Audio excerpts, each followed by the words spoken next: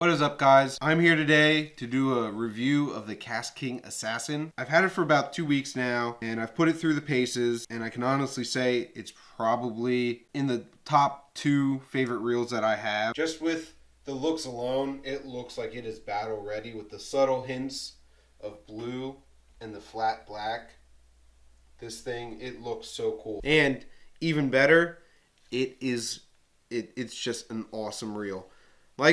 Like my other KastKing reel, it has the dual brake control. So if you open up this little sleeve, as you see, those little shiny dots, that is your magnetic brakes, which are controlled by this dial here. 0 being the minimum amount of brakes, and 9 being the most amount of brakes. It also has a dial on the inside of the spool, which would be your centrifugal force brakes, so you can really fine-tune your castability and prevent backlash. This reel weighs in at 5.7 ounces. It is incredibly light. It has a 16.5 pound carbon fiber drag. The reeling on this is incredibly smooth.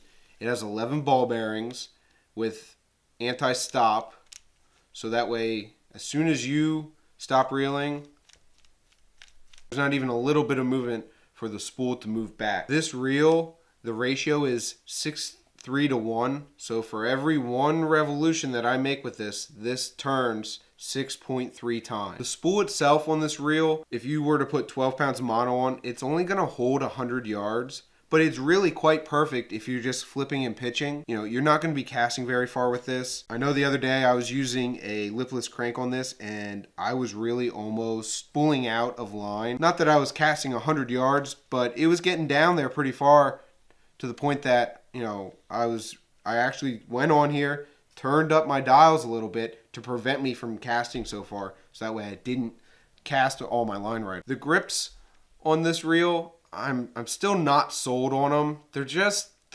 hard foam. It's not something that is so troublesome that I wouldn't use it, but I would really like to feel, you know, maybe a soft gel or a soft rubber on here versus the foam. I haven't used this one a whole lot, but that is something that it just, for whatever reason, a personal preference of mine would be to not have a piece of foam on my reel. I get it. They did it to drop weight.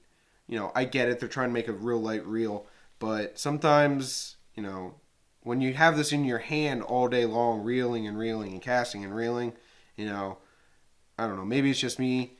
I would prefer something different on these. So guys, that is my review on the KastKing Assassin. I hope you guys enjoyed, and I will see you next time.